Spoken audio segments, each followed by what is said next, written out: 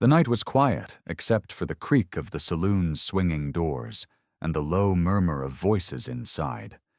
But outside, beneath the pale glow of a lantern, a giant cowboy named Eli stood alone, his massive shoulders slumped beneath the weight of years spent in silence and solitude.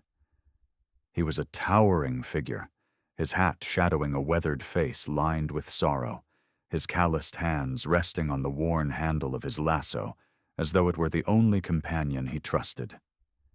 Townsfolk often stared at him in awe, whispering tales of his strength and bravery. But Eli heard their pity too. The quiet comments that he was too rough, too big, too old to ever find a woman who would look at him with anything but fear or obligation. Tonight, when the teasing laughter drifted out from the saloon about his loneliness, Eli's patience finally broke. He shook his head and muttered aloud, his voice deep and raw. "I'm too old for love."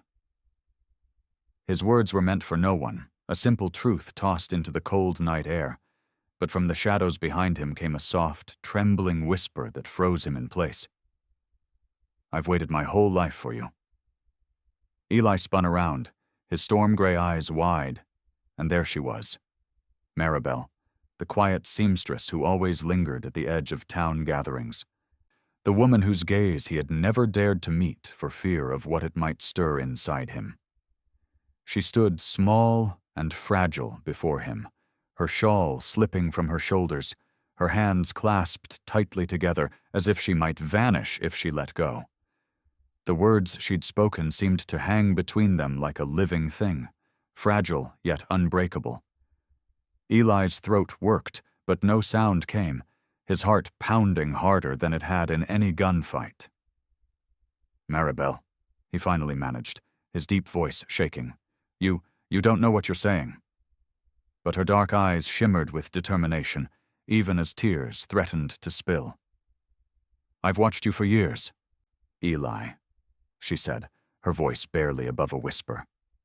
"Watched you carry the burdens of everyone in this town, never asking for anything in return. They see a giant. I see the gentlest man I've ever known, and I can't stay silent anymore." Eli staggered back a step, as though her words were a physical blow. His hands curled into fists at his sides, fighting the flood of emotions threatening to break through the dam he had built over a lifetime of loneliness. "I'm too old," he said again.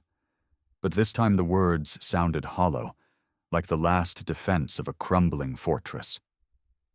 Maribel stepped closer. So close he could smell the faint scent of lavender on her shawl. So close he could feel the warmth of her small frame against the cold night air. "And I've been waiting," she whispered fiercely, her tears finally falling. "Every day, Eli, waiting for you to see me, to see that I belong by your side. Please, don't turn away." The saloon doors banged open then, and a group of drunken cowboys spilled out, laughing and shoving each other. They froze when they saw Eli and Maribel standing so close, their laughter dying into stunned silence. One man smirked and muttered something cruel, but Eli didn't hear him.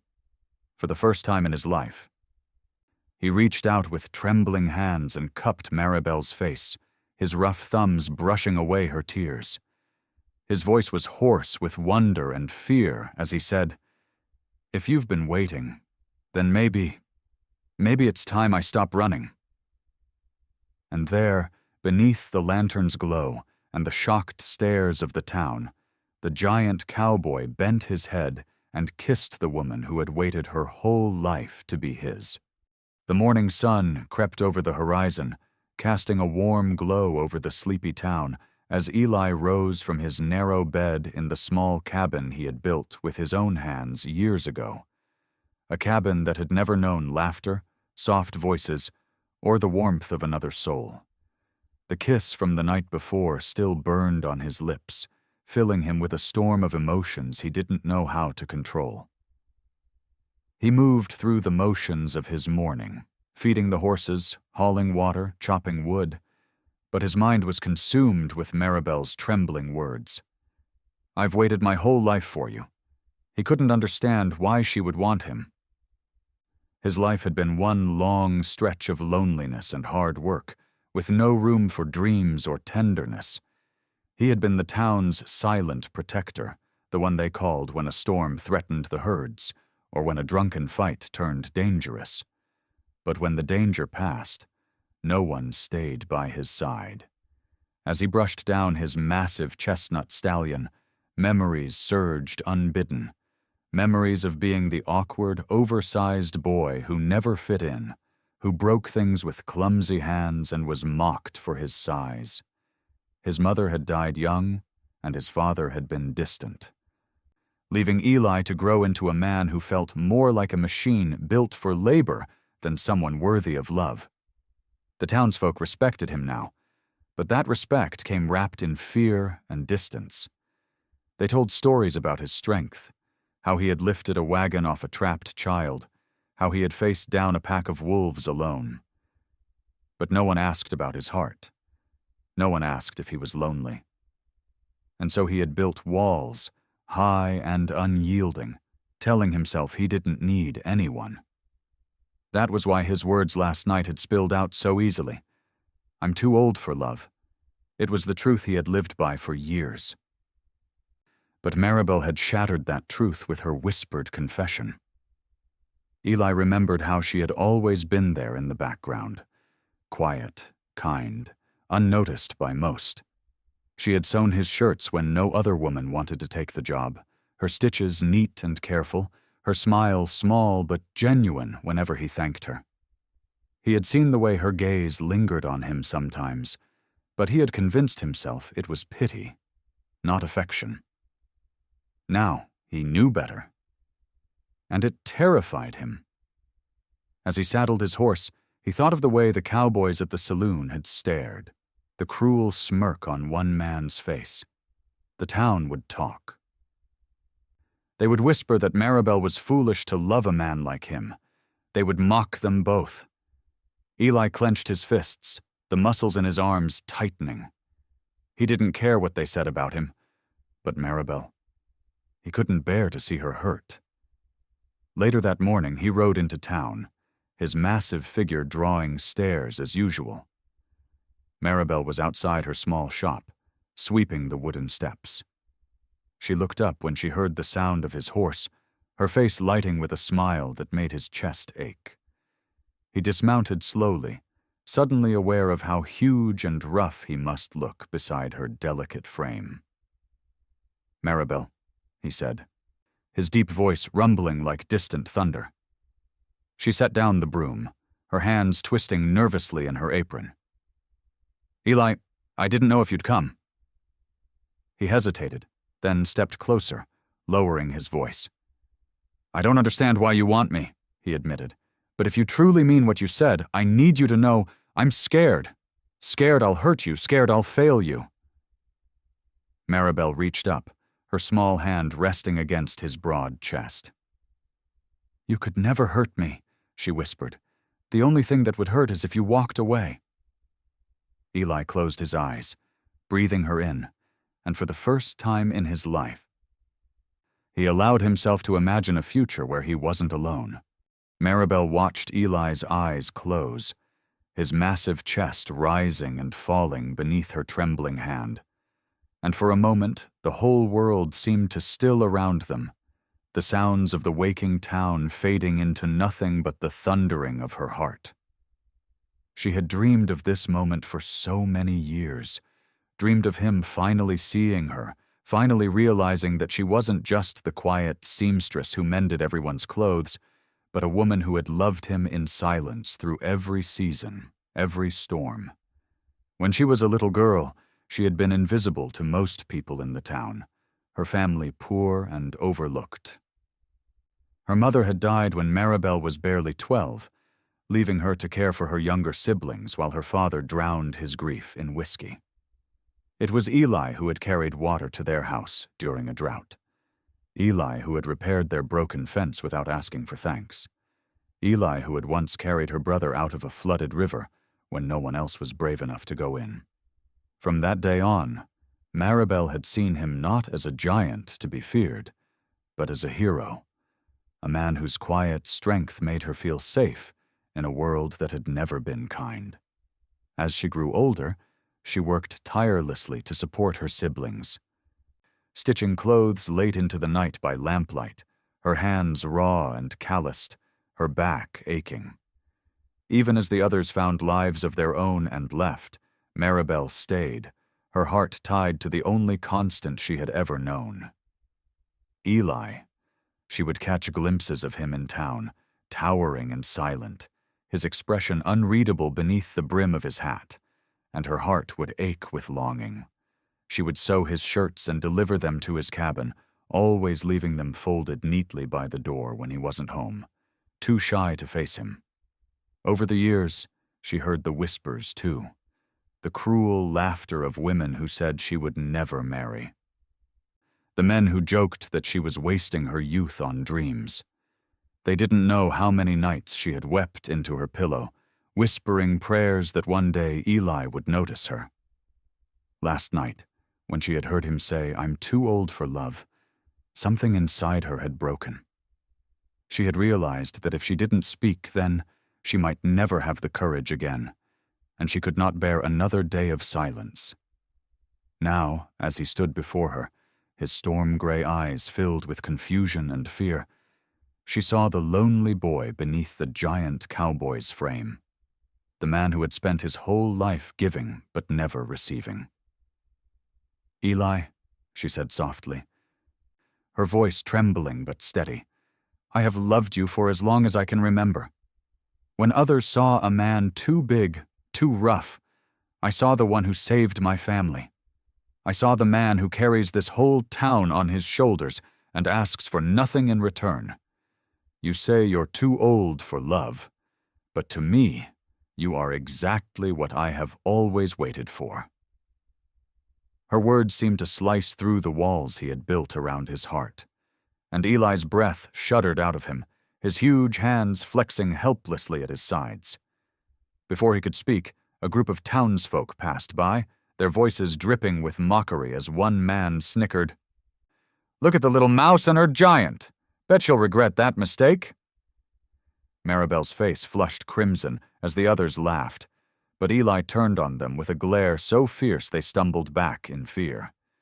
He wrapped an arm around Maribel, pulling her protectively against him. "Let them talk," he rumbled, his voice low and dangerous. "We'll show them in our own time who we really are." Maribel pressed her face against his chest, her heart soaring even as dread curled in her stomach, knowing their love would be tested by more than just words. By midday, the entire town seemed to be buzzing with the story of Maribel and Eli, every corner shop and saloon filled with gossiping voices, each retelling of what had happened outside the saloon growing wilder with every whisper. Women shook their heads and clutched their pearls, muttering that Maribel was foolish for throwing herself at a man so old and rough, while men snickered crudely, making jokes about the giant and the mouse. Maribel kept her head high as she moved through town to deliver finished clothes to her customers, but inside her heart felt like it was breaking apart. She heard the laughter behind her, felt the weight of their stares, and though she told herself it didn't matter, each cruel word lodged deep like a thorn. When she stepped into her little shop, closing the door behind her, the silence hit her harder than the noise had. She sank onto a stool, hugging herself tightly as tears welled in her eyes. She had waited so long for Eli to finally see her, and now that he had, the whole town seemed determined to tear them apart. The bell over the door jingled, and Maribel quickly wiped her cheeks, forcing a smile as her friend Clara entered, concern etched across her face. "Oh, Mari," Clara whispered, rushing to embrace her. "They're being awful out there, but you can't let them get to you. Eli's worth it." Maribel's voice broke. I thought they'd at least be happy for us, or at least leave us be, but they act like I've done something shameful." Clara squeezed her hands. "People fear what they don't understand. They've never seen a love like yours and Eli's. Give them time." Meanwhile, across town, Eli stood in the general store, towering over the shelves as he bought supplies. The room went silent the moment he entered, everyone's eyes darting away as if he couldn't see their judgment. His jaw tightened, his massive hands flexing at his sides. But he said nothing, refusing to give them the satisfaction of seeing him rattle. As he turned to leave, one of the younger cowboys, a hot-headed man named Wade, stepped into his path, smirking. "Never thought I'd see the day the mighty Eli got himself a girl," Wade drawled loudly, making sure everyone could hear. "Though I guess when you're that big and scary, you gotta settle for the scraps no one else wants." Laughter rippled through the store, sharp and cutting. Eli froze, every muscle coiled like a spring, and for a heartbeat it seemed he might strike Wade down where he stood. But then he remembered Maribel's trembling confession, the hope in her eyes, and he forced himself to take a slow, steady breath. "You got something to say about her?" he rumbled, his deep voice like distant thunder. "You say it to me out on the street." Wade's smirk faltered, but before he could reply, the storekeeper hurriedly intervened. Now, let's keep it peaceful," he said nervously, ushering Wade aside. Eli stalked out, his fists clenched so tightly his knuckles ached. That evening, Eli went to Maribel's shop, finding her sewing by lamplight, her face pale and tired. When she saw him, she tried to smile, but it wavered. "They hate me, Eli," she whispered. "They hate us."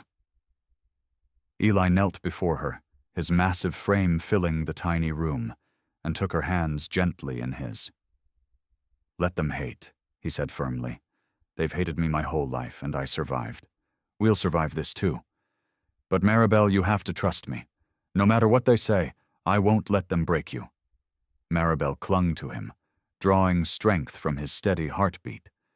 But outside, shadows gathered in the street. Wade and a few other men whispering angrily, their jealousy and resentment turning to a dangerous resolve that would soon test every promise Eli had made. The sun dipped low on the horizon, casting the town in a copper glow as Maribel locked up her shop, her hands trembling as she turned the key, knowing that even in the fading light, eyes were watching her from windows and doorways. Eli had insisted on walking her home, his towering frame a silent warning to anyone thinking of causing trouble. But Maribel could feel the tension simmering in the air, like a storm about to break. She clutched his arm as they crossed the dusty street, her heart racing when she spotted Wade and two other men lurking near the water trough outside the saloon, their faces twisted with malice. Wade spat on the ground and sneered. "Well, if it ain't the gentle giant and his little pet mouse." Eli kept walking, his jaw like stone, but Wade wasn't finished. "You think you're better than us, Eli? Think you can just take whatever you want and make fools of the rest of us? That girl was never yours to claim." Eli stopped so suddenly Maribel almost stumbled. He turned, his shadow falling over Wade like a thundercloud. "Maribel chose me," he said, his voice low and dangerous. "And you'll leave her be." Wade laughed harshly. "She didn't have a choice. No other man would touch her." "Everyone knows she's desperate enough to settle for a freak like you." Maribel gasped, tears stinging her eyes. But before she could speak, Eli moved with terrifying speed, his massive hand gripping Wade's shirt front and lifting him off the ground as though he weighed nothing. "Say one more word about her," Eli growled, his voice like distant thunder, "and you'll choke on it." The other men backed away, their bravado faltering, but Wade, red-faced and reckless, spat in Eli's face. In a blur, Eli slammed him against the trough, the wood splintering before throwing him into the dirt. Wade scrambled to his feet, eyes blazing with hate. "This ain't over!" he shouted, clutching his ribs. "You hear me, Eli? You're gonna regret this!" He fled into the darkness with his companions, leaving behind a crowd of silent onlookers who quickly melted away. Maribel clung to Eli's arm, her whole body shaking. "Eli," she whispered, "they won't stop. They're going to do something awful."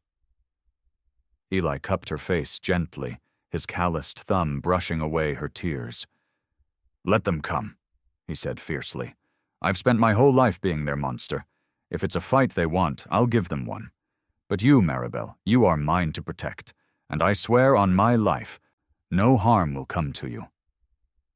His words gave her a flicker of courage, and she nodded, though fear still coiled in her belly. As they continued home, neither of them saw the shadowy figure lurking at the edge of town. Wade, watching them with cold eyes, already planning his revenge.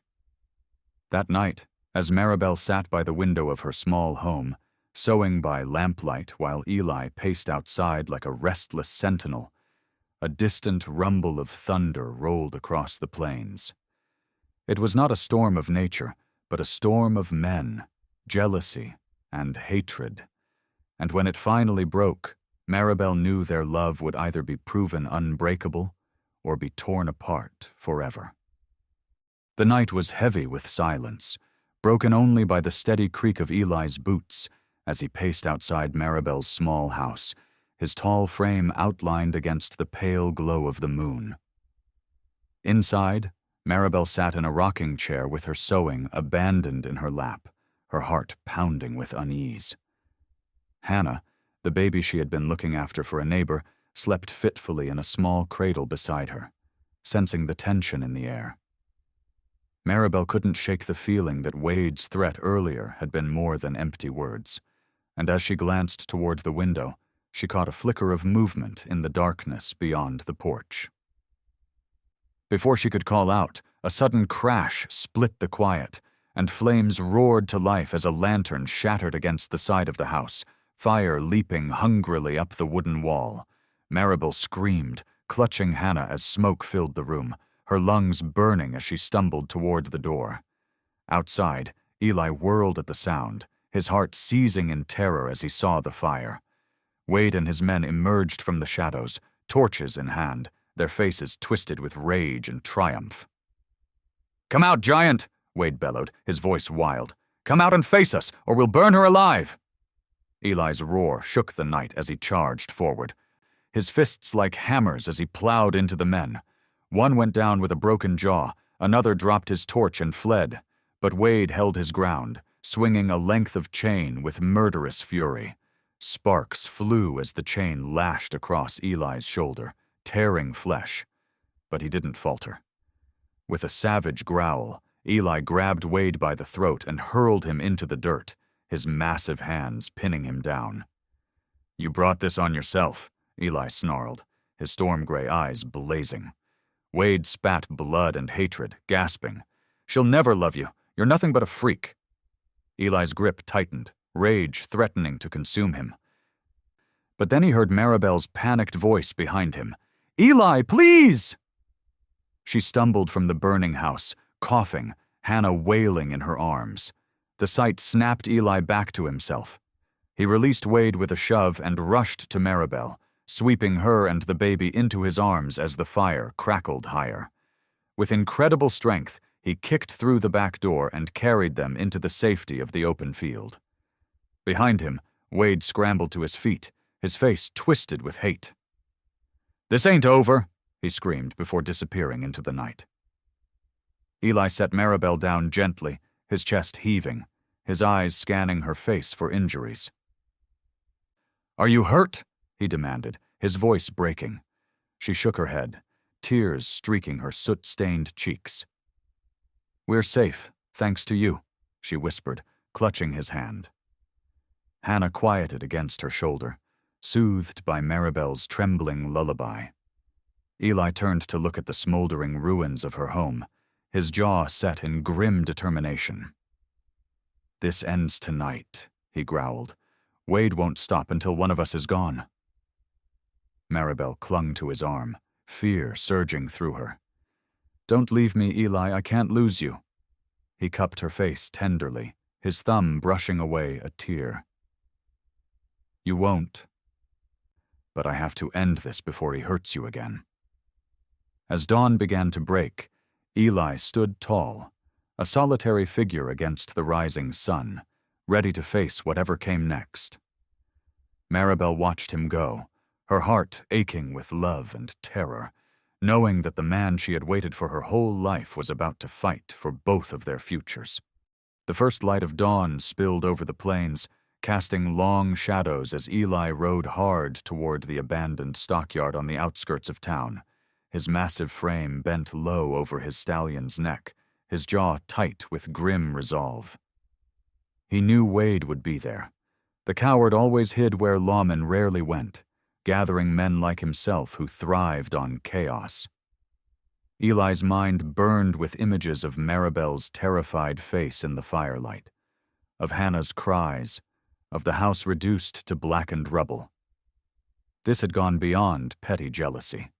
Wade wanted to destroy everything Eli loved simply because he could not bear to see someone else have happiness. As Eli neared the broken-down stockyard, he dismounted silently, his boots crunching on the frosted ground.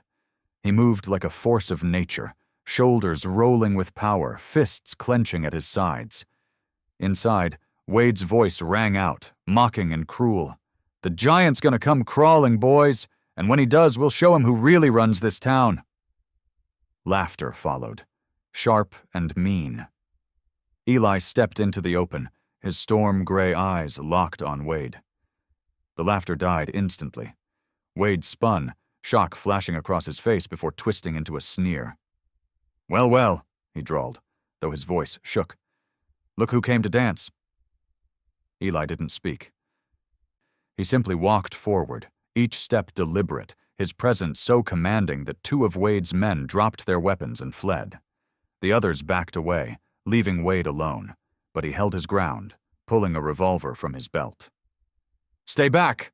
Wade shouted, desperation creeping into his tone. "You don't scare me, freak." Eli's deep voice rumbled like distant thunder. "You should be scared. You hurt Maribel. You tried to kill her. This ends now." Wade fired wildly, the shot echoing through the empty yard, but Eli moved with surprising speed, the bullet grazing his arm as he closed the distance. With a roar, Eli grabbed Wade's wrist, twisting it until the gun clattered to the ground. The two men crashed together, grappling in the dirt. Wade fought like a rabid animal, biting, clawing, spitting curses, but Eli's strength was unstoppable. Blow after blow rained down, each one fueled by years of swallowed pain and the fierce love he now carried for Maribel. Finally, with one last punch, Wade collapsed, groaning, his face a bloody ruin. Eli stood over him, chest heaving, his fists trembling with the urge to finish it. "Do it!" Wade hissed, his swollen lips curling.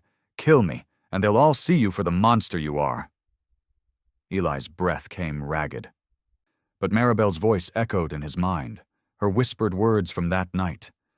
"I've waited my whole life for you." Slowly, Eli stepped back, his massive frame shaking. "No," he said, his voice hoarse. "I'm not like you."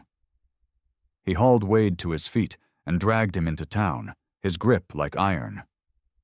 By the time they reached the main street, townsfolk were gathering, murmuring in shock. Eli threw Wade to the ground before the sheriff. "He burned her home," Eli said, his voice carrying over the crowd. "He tried to kill her. You wanted to see a monster? There he is." The sheriff, pale and trembling, ordered Wade taken into custody. The crowd parted silently as Eli turned and walked away, his blood-stained figure towering over them, their judgment replaced by awe. In the distance, Maribel ran toward him, tears streaming, Hannah cradled safely in her arms. Eli sank to his knees as she reached him, her hands cupping his face. "You came back to me," she sobbed.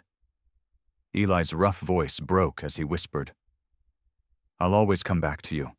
The sun rose higher, burning away the last traces of smoke from the night before, casting warm light over a town forever changed. Eli stood at the edge of the main street, with Maribel clinging to his side. Hannah nestled between them, her tiny fingers clutching Maribel's shawl. Around them, the townsfolk gathered silently, their faces pale with the weight of what they had witnessed. For so long they had whispered about Eli, mocking his size, calling him a monster, while Maribel had been dismissed as nothing more than a timid seamstress. But now they saw the truth, how Eli had risked everything to protect her, how Maribel's quiet courage had burned brighter than any of their cruel laughter. Clara stepped forward first, tears shining in her eyes. "I'm sorry, Maribel," she said softly, her voice carrying through the still morning air. "We were wrong about you both." One by one, others joined in, murmuring apologies, their shame evident.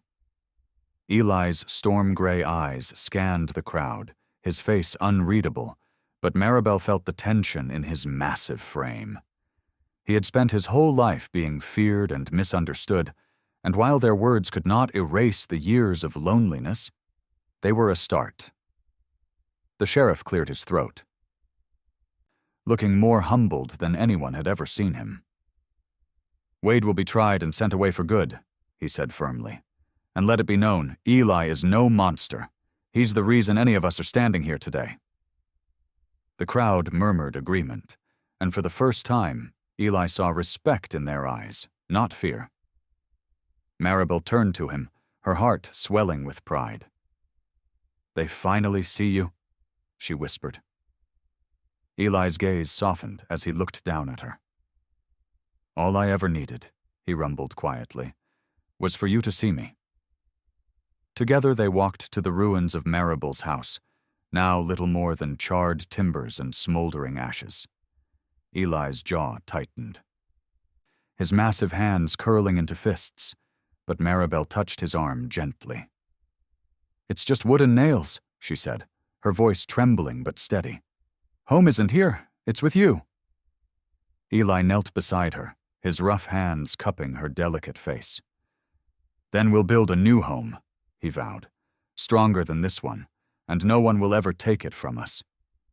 Hannah gurgled softly between them, and Maribel smiled through her tears, a glimmer of hope shining amid the ruins. Later that day, Clara and a group of women arrived with supplies, offering to help Maribel rebuild. Men from the town brought lumber and tools, avoiding Eli's piercing gaze but determined to make amends through action. As they worked, children gathered nearby, watching Eli with wide eyes, no longer afraid. One brave little boy approached him, holding out a small wooden toy horse. "You can have it, mister," the boy said shyly. Eli's throat tightened as he crouched down, his massive hand carefully accepting the fragile gift. "Thank you, son," he said softly, his voice rough with emotion. As dusk fell, the new foundation of Maribel's house was already taking shape. She stood beside Eli, her hand resting in his, her heart full as she watched the town come together. "I never thought I'd see this," she whispered. Eli glanced down at her, his expression tender. "You waited for me," he said, his deep voice breaking slightly. "Now it's my turn to wait for you, to stand by you no matter what comes." Maribel rose on tiptoe, pressing a kiss to his cheek. "You'll never have to wait alone again," she promised. As night settled over the town, the two of them stood united, no longer the giant and the mouse, but a couple whose love had turned fear into respect and silence into a song of hope for everyone who witnessed their courage. The following week, the town gathered for the annual Harvest Festival, a tradition meant to bring joy and unity, but this year, a heavy tension lingered beneath the colorful banners and lanterns strung across the main street. Maribel clutched Eli's arm as they walked through the crowd, Hannah bundled safely against her chest, her tiny breaths warm against Maribel's skin. The townsfolk parted silently, watching them with a mixture of awe and guilt, no longer mocking but not yet fully forgiving themselves for their cruelty. Clara rushed over, her face flushed with excitement. "Maribel, Eli," she said breathlessly. The mayor wants to thank you publicly tonight for what you did, for standing up to Wade." Eli's jaw tightened, his massive frame tense as his storm-gray eyes swept the crowd, ever vigilant for danger. Maribel squeezed his arm gently. "It's all right," she whispered. "They need to see us, Eli. They need to see we're not hiding." As the sun set, the festival reached its peak, music and laughter mixing with the sweet scent of roasting corn and spiced cider. Lanterns flickered like stars, casting a golden glow over the gathered townsfolk. The mayor climbed onto the wooden platform in the center of town, clearing his throat before addressing the crowd. "We've been given a second chance," he began, his voice carrying over the murmurs. "A chance to make right what fear and pride almost destroyed. Eli and Maribel showed us what true courage looks like." A cheer rose, hesitant at first but growing stronger, and Maribel's heart swelled with emotion. She glanced up at Eli, who stood tall beside her, his hand resting protectively on her shoulder. For the first time, she saw pride in his eyes, rather than shame. But as the applause echoed, a dark figure lurked at the edge of the lantern light, watching with burning hatred. Wade had escaped custody with the help of a few loyal men, and now he stood in the shadows, his face twisted with rage. "They think they've won," he hissed to his accomplices. "We'll show them." As the mayor continued speaking, a sudden crash shattered the moment. A wagon was shoved into the center of the crowd, its barrels of lantern oil spilling and igniting into a roaring wall of fire. Screams erupted as people scattered, panic tearing through the festival. Wade charged into the chaos, wielding a pistol, his voice a venomous snarl. "This town belongs to me," he roared, "and that giant dies tonight." Eli pushed Maribel behind him, his massive body shielding her as he roared back, his voice shaking the very air. "Wade, this ends now."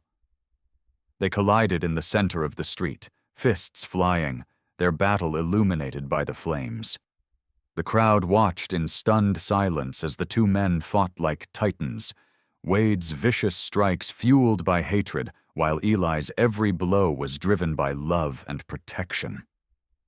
Maribel clutched Hannah, her voice hoarse as she screamed Eli's name. Blood streamed from a cut on Eli's brow, but he refused to fall. With a final surge of strength, he lifted Wade off his feet and hurled him into the burning wagon. Wade screamed, the flames consuming him as the crowd gasped in horror. Eli staggered, barely standing, his chest heaving as the fire devoured the last symbol of Wade's reign of terror. The townsfolk rushed forward, dousing the flames and helping the injured, their fear replaced by awe. Maribel ran to Eli, throwing her arms around him as tears streamed down her face. "You came back to me," she sobbed, her voice trembling. Eli's huge hands framed her face, his rough thumbs brushing away her tears.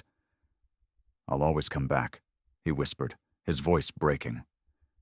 And in that moment, surrounded by the flickering light of a town reborn, the giant cowboy and the woman who had waited for him stood unbroken, their love shining brighter than the fire that had tried to destroy them.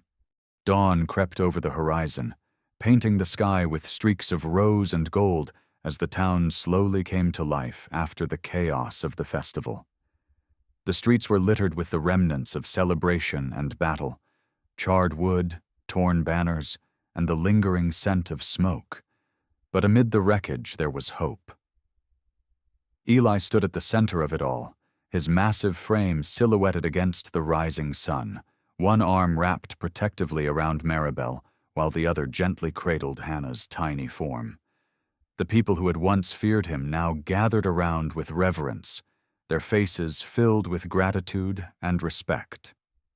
The mayor stepped forward, removing his hat with trembling hands. "Eli," he said, his voice thick with emotion, "we were blind for too long. We saw your strength as something to fear instead of something to be grateful for. You saved this town, and no words will ever be enough to thank you." Clara, tears streaming down her cheeks, hugged Maribel tightly. "And you, Marie," she whispered, "you showed us what true love looks like. You stood by him when no one else would." Maribel's throat tightened as she held Clara close, finally feeling accepted after years of whispers and mockery. Eli looked around at the crowd, his storm-gray eyes softening. "This town isn't mine alone to protect," he said, his deep voice carrying over the hushed crowd. "It belongs to all of us. If we stand together, no one like Wade will ever threaten it again." A cheer rose, stronger and prouder than before, and for the first time, Eli didn't flinch at the sound. Instead, he let it wash over him, a balm to the wounds of a lifetime spent in silence.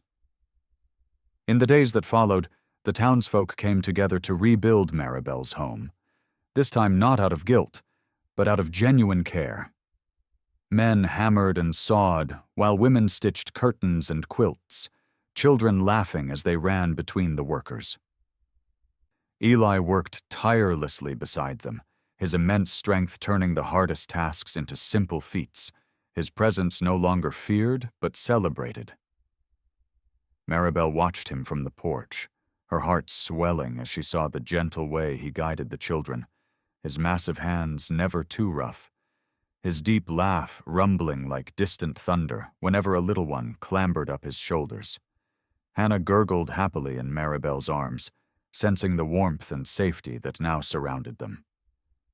When the house was finally finished, the entire town gathered for a simple ceremony. Clara presented Maribel with a handmade quilt, its intricate patterns telling the story of struggle and triumph, while the mayor handed Eli a small key tied with a ribbon. "This is more than a house," the mayor said, his voice solemn. "It's a promise that you and Maribel will never face this world alone again." Eli's rough hands trembled as he accepted the gift, his eyes glistening with unspoken emotion. He turned to Maribel, lowering himself to one knee in front of everyone.